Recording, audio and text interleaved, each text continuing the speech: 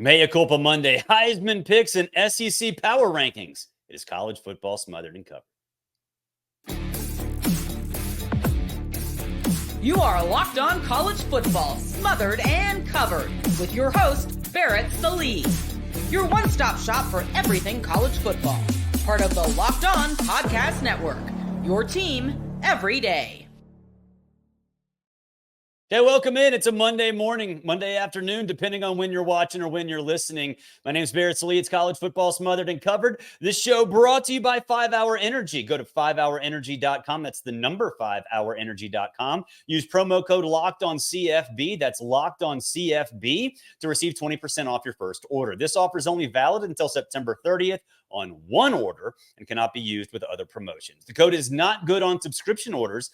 Go to 5hourenergy.com. That's the number 5hourenergy.com today. Okay, it is Mea Culpa Monday. And for those that don't know, I am fully capable and actually want to make fun of how stupid I am. And I made some bad picks last week. So we're going to talk about those. It is Mea Culpa Monday, which means you guys get to laugh at me and you get what you want, because a lot of you fans say we are not accountable. And I am. I write an end of the year accountability article every single December or January. It's fantastic. I love doing that. So Mea Culpa Monday. First things first, we're going to talk about Alabama. I was wrong. I thought you'd go to Wisconsin. I thought Wisconsin would go to the fourth quarter and have a chance to tie. Maybe it was a dumb and dumber chance, so you're telling me there's a chance. What's all this 1 in a million talk? I thought 16.5 points was disrespectful to Wisconsin. I was wrong. You were right. I'm dumb. You're not. I thought Alabama was suffering from a lack of discipline. They weren't. And they put on a show at Camp Randall Stadium. And it was something that was desperately needed, because I think when you look at Alabama, you're still sort of figuring things out, right? New coach, and you're replacing a legend and all this other stuff. The offensive line was terrible in week 2. The secondary, you still have to figure out exactly what's going on. But they figured it all out. And that's scary. That's really scary for the rest of the country.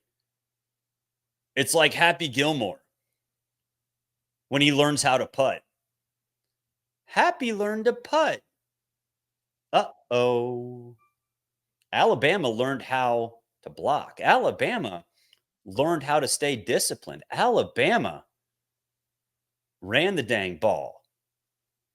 They hit receivers deep. Jalen Milroe had himself a game. It was the perfect game. And spare me this, oh, well, Tyler Van Dyke would have been out. It would have been a different story. No, it wouldn't have. That was dumb when we're talking about Colt McCoy back in the championship game after the 2009 season. It's dumb now. I think Wisconsin would have made it a little closer, because I do think Tyler Van Dyke, and I've said this consistently, unnecessarily criticized. Well, not necessarily, unnecessarily criticized. Maybe more a lightning rod for criticism, and maybe didn't deserve all of it. But would he have beaten Alabama the way Alabama played on Saturday? No, absolutely not. So Mea Culpa Monday. Alabama, you were right. I was wrong. You can't really see it, but there is a book, Built by Bama, by Andrew Bone up there. I want to bring it down. I probably should have brought it down, but I didn't. So there's Alabama stuff behind me. I think there's some other Bama stuff too. Yeah, there's a Bama magazine up there from a program from a game. So Bama stuff behind me. Bama fans, I was wrong. Also on Mea Culpa Monday, I was wrong about Oregon. I thought Oregon would get a massive test in the Civil War against Oregon State. Oregon wasn't good up front going in. They couldn't really run the ball all that much. And really, they were only reliant on Dillon Gabriel. I thought that would continue against an Oregon State team that not only is generally built strong up front, had been better than people thought through 2 games, was pissed off at its rival because it bailed on the Pac-12, and suddenly had momentum because maybe the Pac-12 was getting rebuilt. Oregon looked like not only a college football playoff team, not only like a national championship caliber team, it looked like the best team in the country. Not to say they are the best team in the country, but that performance was one that happens to champions. That's a rebound that champions go through. It's exactly like Georgia sleepwalking against Kentucky multiple times, against Auburn last year, against Missouri a few years ago on the road. How do you bounce back? If you're a champion, how do you bounce back? By kicking your rival's teeth in. And that's exactly what Oregon did. Look, if you guys watch this show, you know I'm not the biggest Dillon Gabriel guy, but he's been money through 3 games. We're going to talk about the Heisman in the second segment. He's not the Heisman favorite right now. I think he should be. After basically winning the first 2 games. If Dillon Gabriel's not there, Oregon not only is going to lose, against Boise State, they might have gotten blown out. And they might even lost to Idaho. That's how important he has been. So when I'm talking about Heisman, value to your team is a big part of it. And the value that Dillon Gabriel provided in weeks 1 and 2 was huge. It let them work their way into playing tough up front, which now has completed the puzzle. So Dillon Gabriel should be the Heisman favorite in my mind. He hasn't had a down game. Quinn Ewers got hurt. Carson Beck didn't play great last weekend or Saturday against Kentucky. Why not Dillon Gabriel right this very second? Maybe along with Nico. But Nico hasn't won a rivalry game like we saw. More on the Heisman in just a second. But it's Mea Culpa Monday. Alabama fans, Oregon fans, fans all around the country, you always demand accountability. And what's hilarious is that so many people say, oh, he never is accountable and that never happens. He thinks he's smart and, he never comes back to admit that he's wrong. I've come back to admit that I'm wrong my entire 22-year career. And so this is Mea Culpa Monday. I was wrong. Alabama fans, I sincerely apologize. Oregon fans, I sincerely apologize. Like I said, you were right. I was wrong. You're smart. I'm dumb. You're good looking. I'm not. Your teams are fantastic. I didn't believe in them going into week 3. So I apologize. Coming up, we'll talk about the Heisman Trophy, some odds movement, including one player, which is just a bad bet, just a terrible bet. If you're into losing money, you follow me to Alabama, Wisconsin, you follow me to Oregon, Oregon State, and you bet on this dude. Who is it? We'll talk about it next. It's college football smothered and covered. Of course, we are powered by Locked On.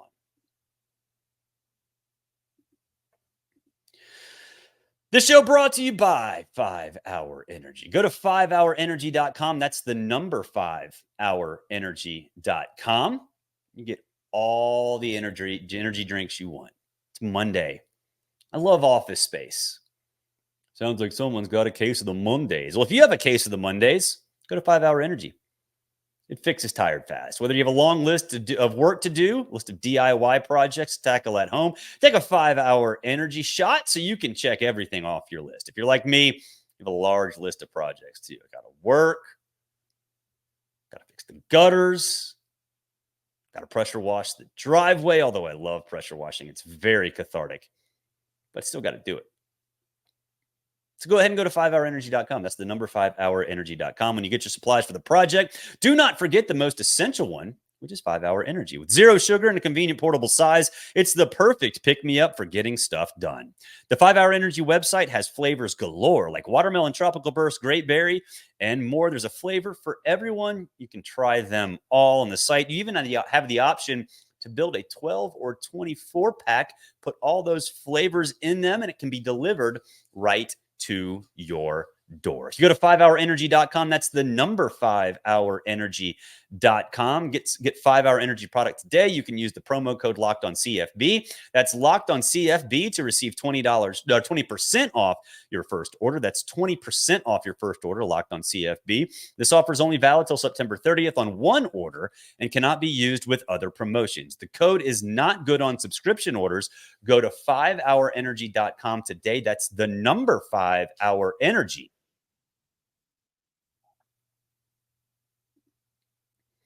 All right, let's talk about the Heisman Trophy. I am fascinated in how things move on a day-to-day, week-to-week basis in terms of Heisman. There's a school of thought out there that some people don't care, that it doesn't draw eyeballs. And for some outlets, yeah, but I think for the topic of conversation on a college football radio show or a college football podcast or a college football television show, all three of which you're watching, listening, or viewing right now, it's interesting. So we're going to go through some things, surprises, movement that's odd. First things first, Cam Ward's the favorite at plus 400. I am not sad about this at all for two reasons. One, he proved me wrong, man. That dude is an absolute monster. He looks like Pat Mahomes out there. Sidearm, movement in the pocket, cannon for an arm, can run better than Mahomes, in my opinion. Plus 400, the favorite, totally fine with. And part of the reason is if you're Vegas, you're trying to figure out exactly who's going to be, you're picking the Heisman Trophy. The schedule for Miami sets up well for Cam Ward to make a run. Heisman favorite, Cam Ward. I think that is the least surprising development of the weekend. Nico Iamaleava, buddy, went flying up those charts. He's plus 900 now, fourth most likely to win the Heisman Trophy. And that is despite game 2 against NC State, which I would argue is or was the signature moment for Tennessee this year. He threw 2 touchdowns and 2 picks. He didn't actually have a good day against NC State. Now, they light up Kent State, and Nico's a big part of that. Awesome. This week is going to be fascinating for Nico. All eyes are going to be on him. The buzz around Tennessee is growing bigger and bigger and bigger, as it should. And it's on him against an Oklahoma defense that is salty, man. They will come after you. That back end is fantastic. It's like the exact opposite of what Oklahoma was under Lincoln Riley. So at plus 900, Nico Iamaleava, pretty good bet right now, deserved to fly up these rankings through 3 weeks and has, in my mind, the most important game in terms of the Heisman Trophy of anybody.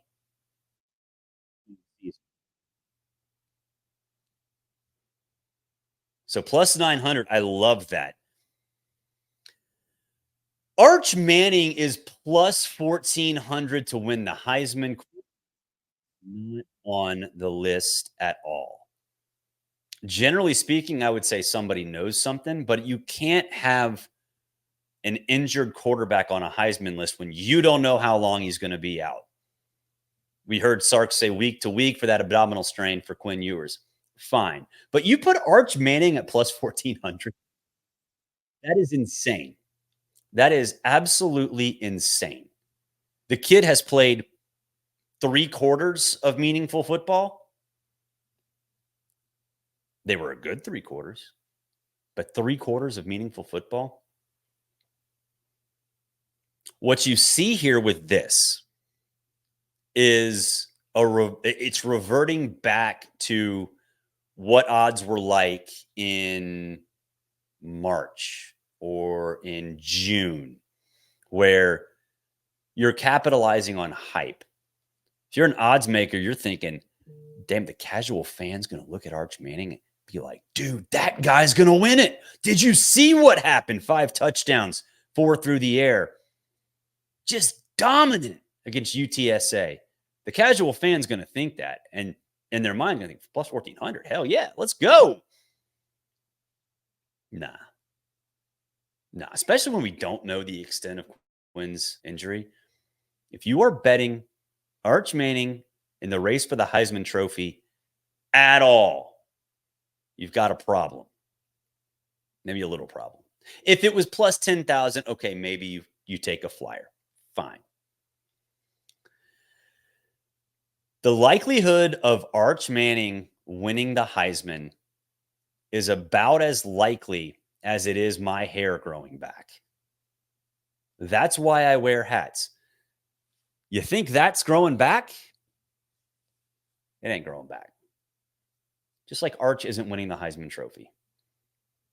So if you want to throw your money away at plus 1,400 for him to win it, be my guest. But you are an idiot if you do. Last one. If we're talking value in terms of the Heisman Trophy, I like looking at how things move, how things shake around. And Dylan Raiola at plus 6,600. I said a lot about him in terms of the Heisman Trophy before the season started. And certainly after week 1 when he had success. And I look at Dylan Raiola and I think, okay, fantastic talent on a traditional power that has fallen on hard times, that a lot of voters remember being a superpower. And the romantic feeling you're going to get if you see them make a push for the Big Ten championship game. Look, I'm not saying that I feel that way, although that would be very cool. There are a lot of voters who would approach it that way. So at plus 6,600, especially knowing the schedule's still pretty easy until, mid-October? Might be worth a little bit of a sprinkle. I think it would be a great story. I would love to see it. Again, I don't think he's going to win it. He might not be even invited to New York. If they start losing games, and we've seen Nebraska lose some games, a lot of close games, in fact, might be worth a little sprinkle. Just saying. We're going to take a break. When we come back, we will talk about SEC power rankings. Not a lot changed, but a little did. We'll do it next. It's college football smothered and covered. And of course, we are powered by Locked On. Show brought to you by FanDuel. First, talk about FanDuel a lot, as you should, because it's America's #1 sportsbook. We got a little something different for you. The NFL season started. You like football, right? Of course you do. You love football. Now through September 22nd, all FanDuel customers can bet $5 and get a 3-week free trial of NFL Sunday Ticket from YouTube and YouTube TV. Then with the YouTube TV base plan, you know what? You'll be able to watch every single regular season afternoon out of market game. Who doesn't want to do that? All you need is a Google account. Who doesn't have a Google? Everybody has a Google account. Whether you use Gmail or not, you have a Google account. You need that in a current form of payment, and you are good to go. You can cancel at any time. Just go to FanDuel.com. That's FanDuel.com to download America's #1 sportsbook. Okay, let's talk about SEC power rankings. I put this up on Sundays, usually either during or after my SiriusXM show. And sometimes people get mad, sometimes they don't. And honestly, this week, there wasn't a lot of anger.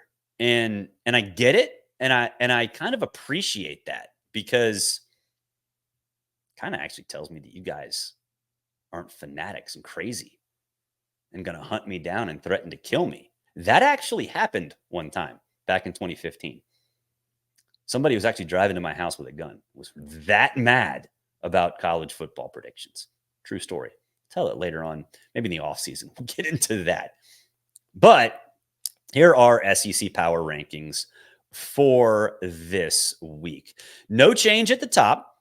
Texas, Georgia, Ole Miss. I jumped Tennessee over Alabama last week.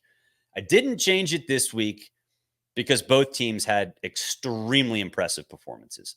Alabama's was bigger in terms of the importance. It was more impressive in terms of the opponent. But Tennessee looks so damn good, man. It looks so damn good. Missouri, LSU. I think LSU, I'm so torn on what to think of that team. It might be like last year. It might be like this year. I honestly have absolutely no idea. But it's hard to trust that team based on what we've seen. The defense isn't that great. They can't run the football. No idea what to expect from the LSU Tigers. All right, after LSU, we've got Oklahoma. I don't know what's up with their offensive line. Well, I actually do, because their offensive line hasn't necessarily been great. It's brand new, and they look brand new. South Carolina jumps up. Texas A&M kind of stays in 10, even though they had a very impressive performance. Auburn and Arkansas, whatever. Kentucky jumps above Vanderbilt because what the hell happened to Vanderbilt? You lose to Georgia State. Granted, it's a good Georgia State team, but come on, man. You're Vandy. You're supposed to be better than this, which I just want to say. Like, I'm just excited that I get to say, hey, Vandy, you're better than this for once in my life. That's fun.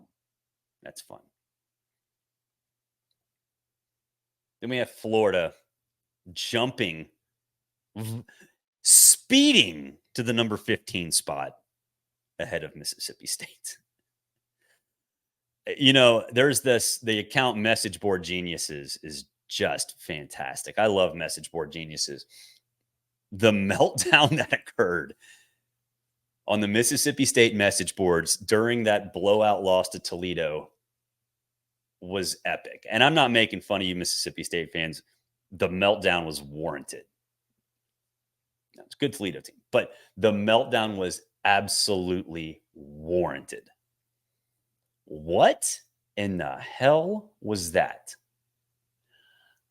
Look, I said before the season that Jeff Lebby deserves, I wouldn't say a mulligan, but he deserves patience because he's never done this before. He's in a situation in the SEC where it's a brand new world. There are no divisions, to behemoths that are not only traditional powers, but traditional powers somewhat in your geographical vicinity. That patience it's going to be worn thin if things like Saturday keep happening. So 16th, Mississippi State, you fall below Florida. And with Florida, we talked about this on the wrap-up show on Saturday night. I think there were meetings happening late Friday or late Saturday night, early Sunday morning. They play at Mississippi State. There's a bye week after that. What do we see with Jimbo? Big win, fired the next day. Could Napier be Jimbo'd? Yeah. Yeah. I think the hay is in the barn. I think the money has been raised. I think what's happening now, there are two things. One, how are you going to do it? And also win. But also, how do you address the search moving forward. Because, look, I don't think Florida is anywhere near as big of a job as maybe people within that complex or people within that administration think, but it's still a very attractive job. A lot of the coaches, or at least some of the coaches that Florida would probably be courting, will be playing very important games in early December, mid-December, late December, and almost completely through January. That is a strategic problem in which there's no blueprint for. So I think if Florida's going to make a move, it's going to have step 1, step 2, step 3, step 4 all mapped out. Otherwise, this could turn into a disaster. So I think that's what's going on in Gainesville. That will do it for this edition of College Football Smothered and Covered. Really appreciate you guys checking out the show. Hey, thank you for making this your first listen. For your second listen, go check out Locked on College Football. Spencer McLaughlin does a great job over there covering the entire sport as well. Thank you for listening. Thank you for watching. Don't forget to subscribe however you consume your podcast. Set the notification bell if you're watching on YouTube. Do whatever you want. Download the show. Make sure you have those automatic downloads on for Apple and Spotify too. That really, really helps you get the content that you deserve as a college football fan. Until Tuesday, have a great day. Talk to you soon.